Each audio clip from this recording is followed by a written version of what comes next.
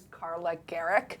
It is Wednesday, noon o'clock or 1 o'clock, I do believe. And we are back here at Manch Talk to talk about what's up in Manchester, to talk about what's been happening in the areas of life that I'm interested in. And so today we'll be talking about three sort of exciting things. First of all, Donald Trump, President Trump, did a full pardon of Ross Ulbricht, and he walked free yesterday. So that is huge, big, exciting, great, fantastic, awesome news. So I'm going to talk a little bit about that. I want to fill you guys in a little bit about right-to-know bills that are being heard up at the State House. Indeed, some of them are being heard as we speak.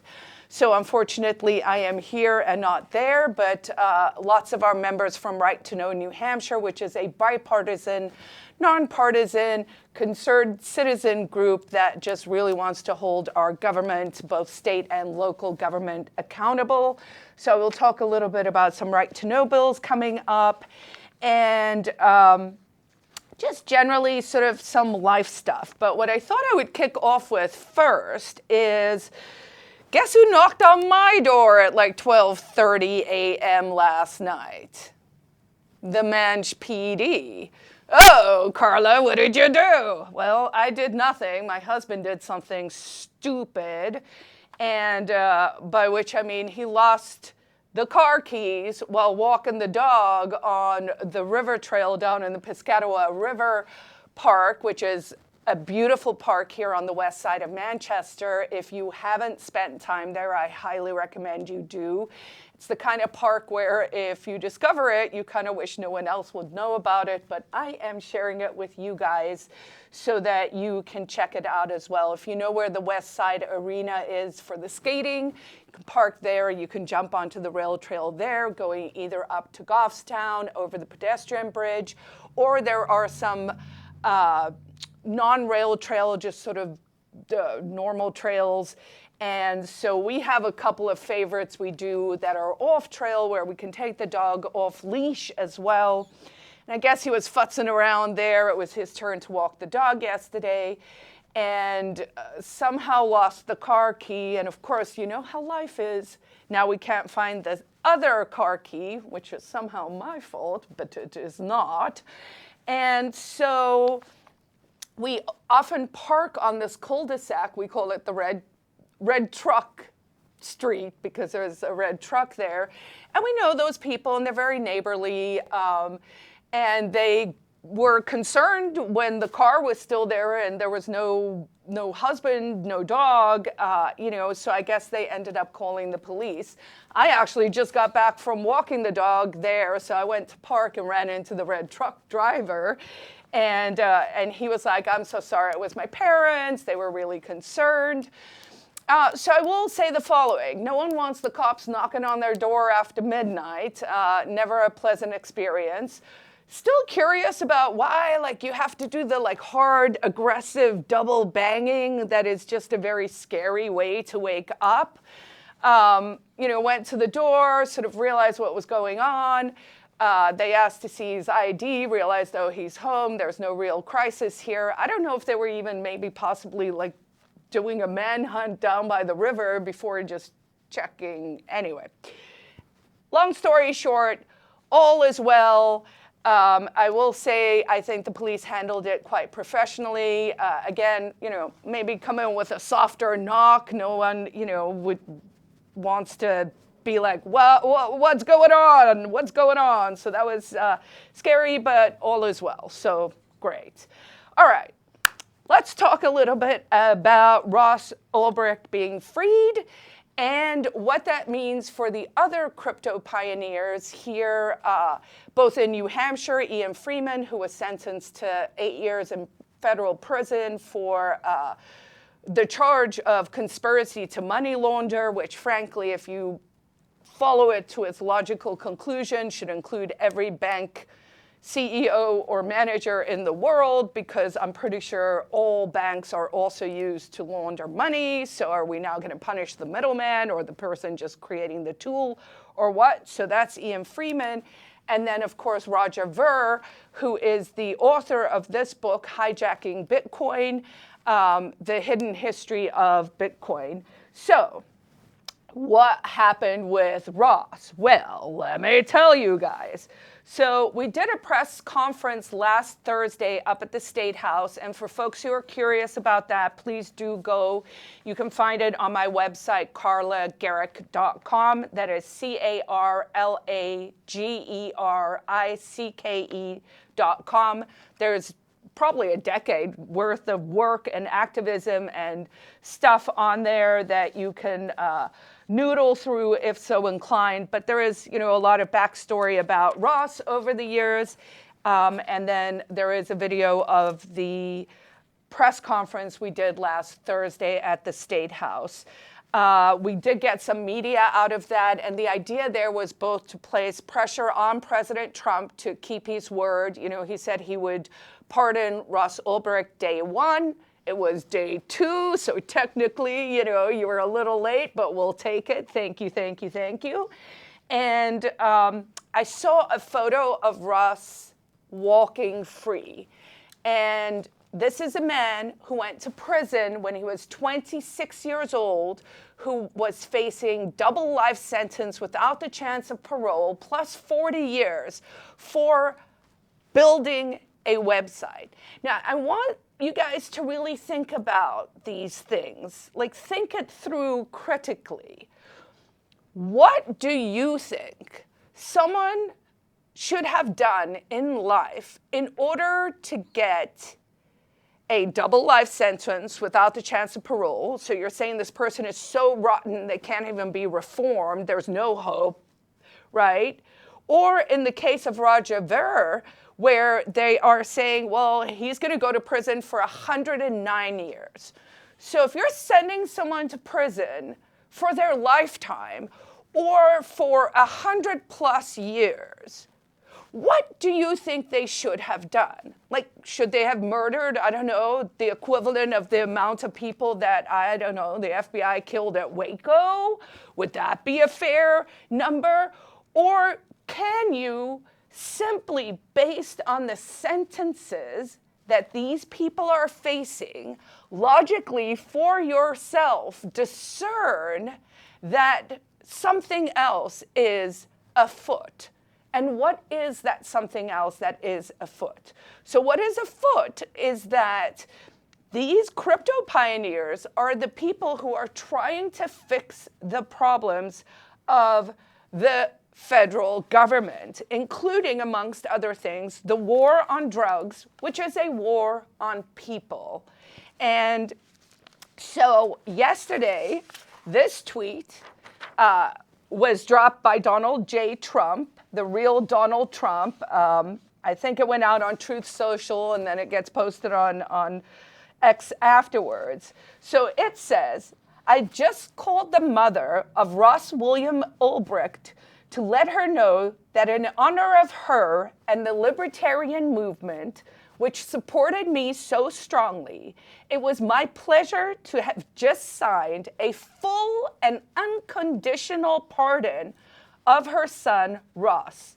The scum that worked to convict him were of the same lunatics who were involved in the modern-day weaponization of the government against me. He was given 2 life sentences plus 40 years. Ridiculous. So that is such a typical Trump tweet, right? Because it sort of starts nice and he's like, oh, giving a shout out to the libertarian movement. And then, of course, has to, as he does, make it about himself. But as long as you know that that is how we're operating, I do think that, this is great news.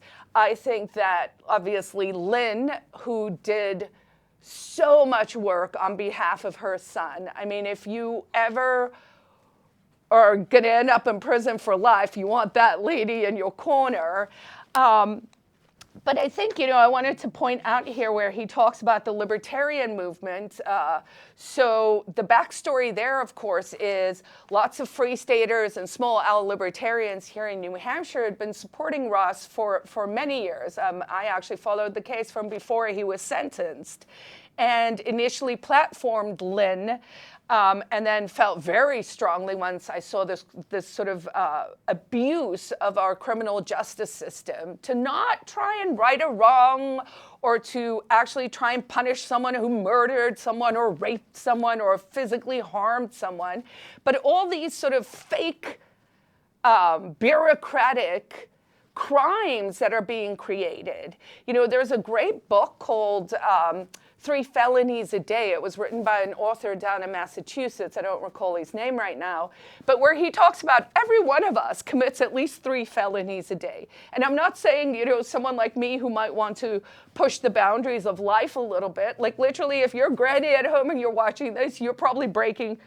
you're committing 3 felonies a day as well. Why? Because we are overregulated and there are too many laws and the world doesn't really make sense anymore. So hopefully that is something we can fix over time.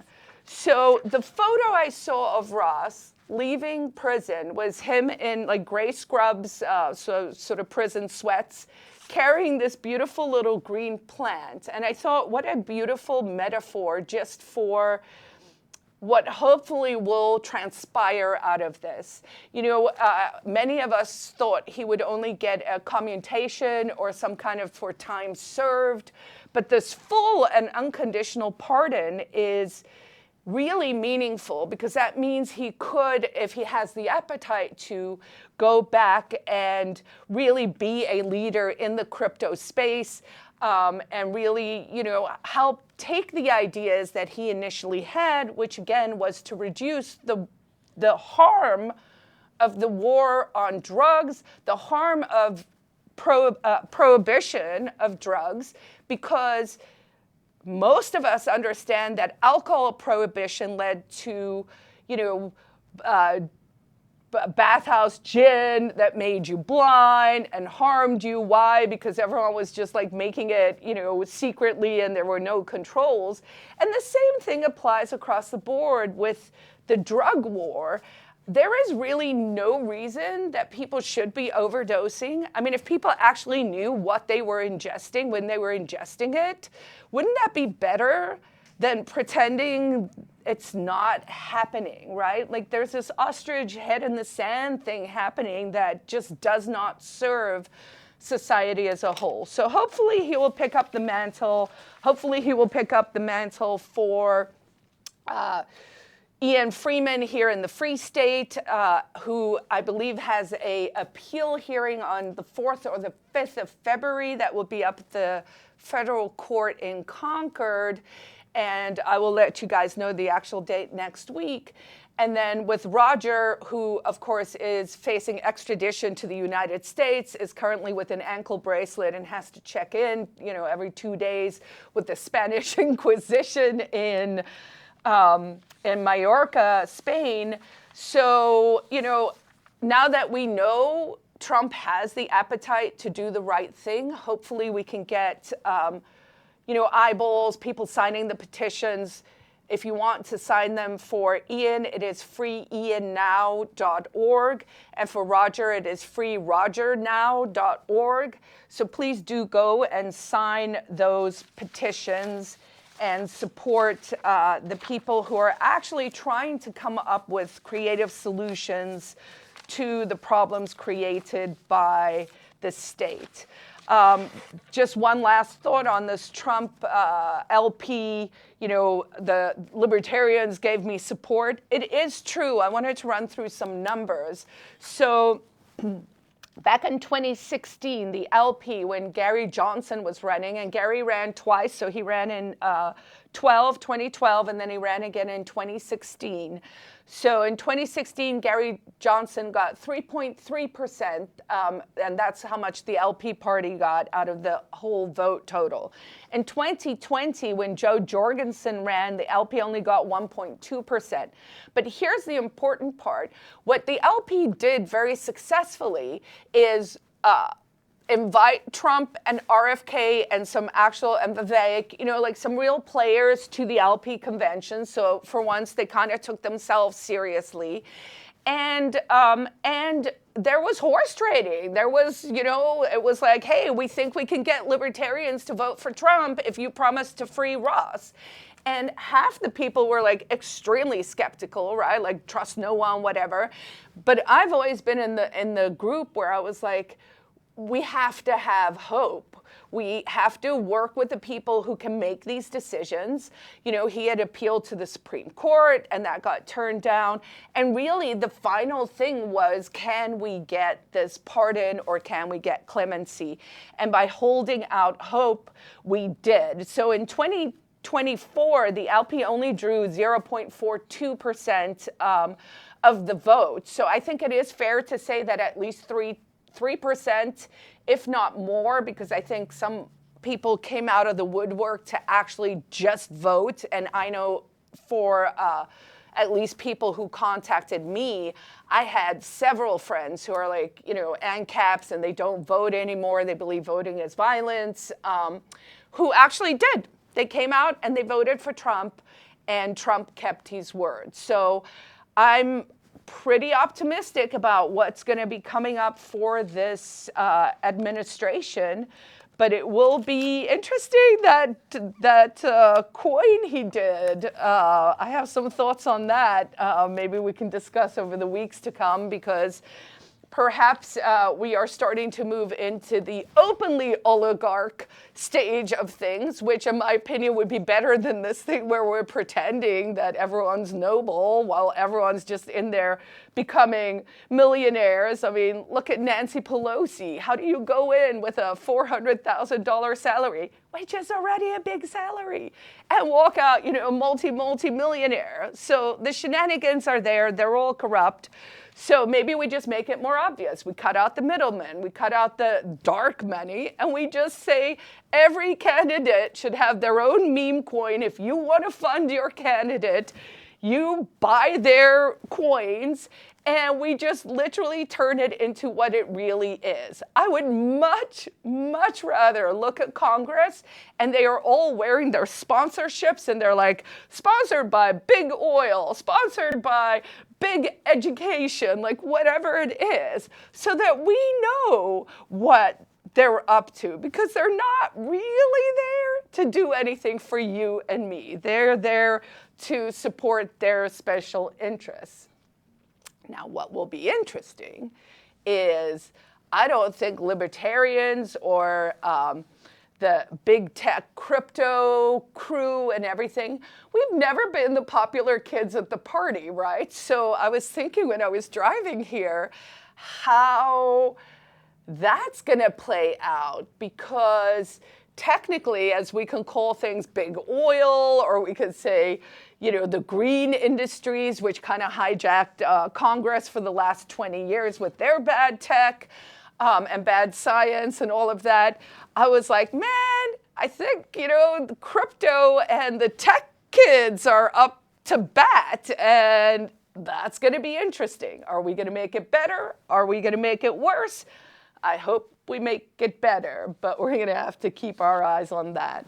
All right, we got 10 more minutes. I'm going to go over some right-to-know bills quickly. I did want to tell everyone as well, there is a fantastic article. If you haven't read this and you're curious about what's up with Ian Freeman and his case, there is a very good article called The Unjust Conviction of an Innocent Man, the Ian Freeman case. It's a 3-part case, and it is a 3-part essay. I mean, it's a chunk of stuff, and written by Jacob G. Hornberger.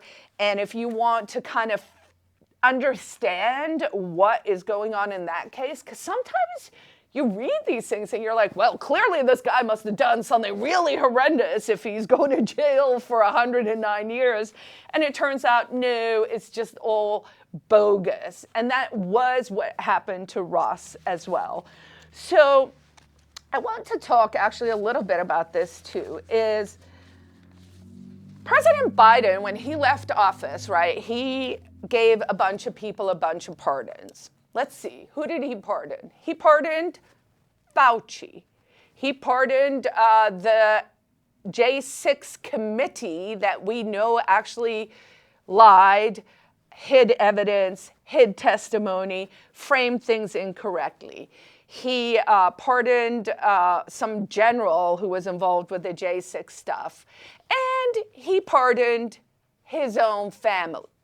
Now, these pardons, unlike Trump's pardon, are unconditional pardons for anything that down the line might actually materialize.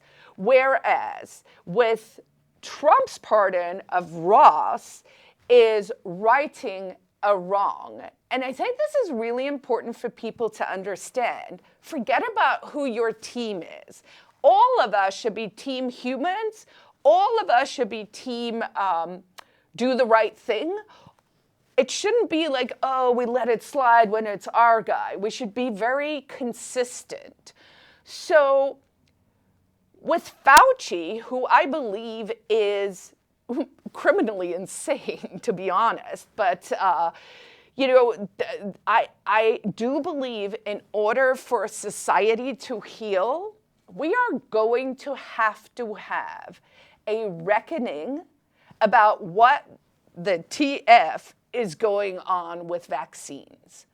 So I want to ask you guys, right? So, people like to denigrate, the anti-vaxxers, whatever, right? But you just do it as a gut reaction because polio vaccines, right? I mean, that's sort of literally the neural programming that has been written into your brain on that.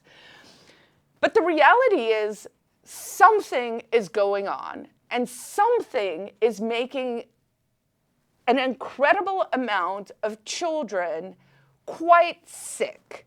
Something is causing a significant uptick in autoimmune diseases. And gee, what do vaccines do? Stimulate your immune system. So I'm saying there's a pretty big crime scene out there for us to unravel. And I believe that crime scene is basically a government cover story for malfeasance that probably started on accident, like some idiot did one thing and then they just compounded it and compounded it and compounded it. And now we are in this situation with this vaccine schedule, with the harm to the children. I mean, we're talking about in 20 years, 1 in 1,000 kids having autism to 1 in 36. These are significant changes that need to be explained. So Fauci now has blanket immunity from a Nuremberg 2 type of trial on a federal level. But these clowns do not have immunity for state action.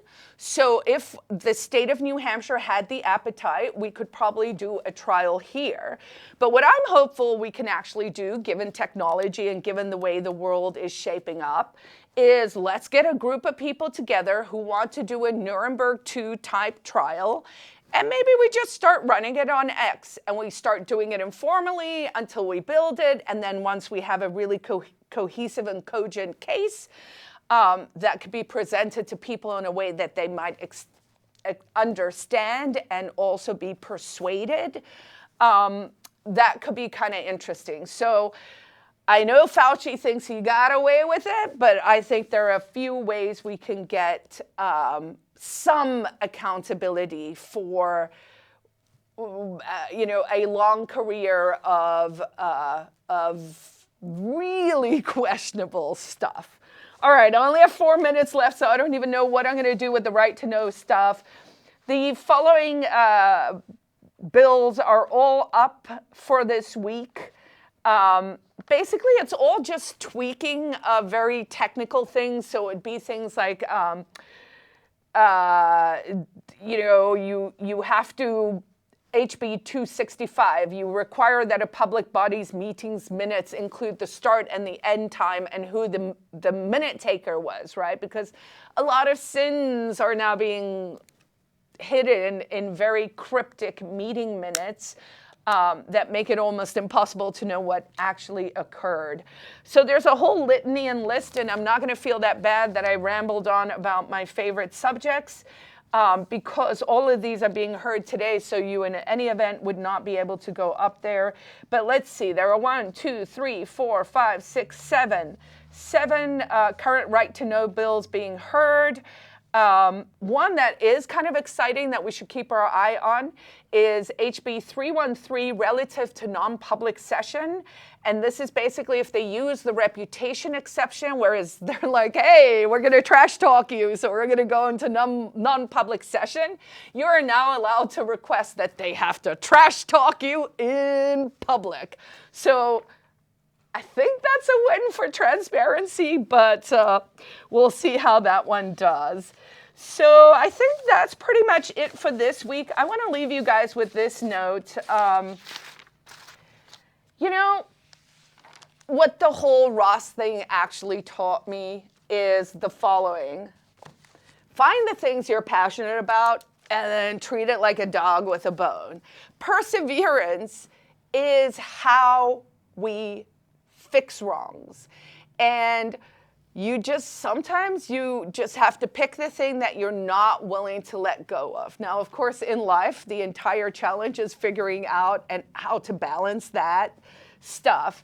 But knowing that a large group of people together sort of decided this injustice is not going to stand. And then we used our human action strategically and cleverly to both keep his story alive, to keep his spirits alive in prison.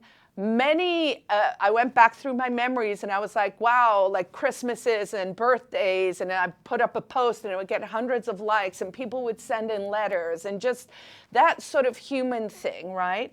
So we know this strategy can work. There are hundreds, thousands, tens of thousands of people who are currently in prison for nonviolent drug offenses. And I think we should all work together to put pressure on Trump to reduce that, to stop punishing these people, to make sure they're employable again, and to start to right the wrongs of drug prohibition. And it started with Ross Ulbricht. It has, that has a great story. Let's make it extend to both Ian Freeman of Free Keene, and let's extend that grace to Roger Ver as well. I'm going to leave you guys with this one. I haven't read it yet, but this is Marsville. It is written by a Free Stater. It's under a pseudonym. It's kind of a coming-to-age story about a girl who grows into a woman who loves men at a time and in a place where women are encouraged only to love themselves. My phone is ringing. This is one of those days. Thanks for joining me. I'll see you guys again next week.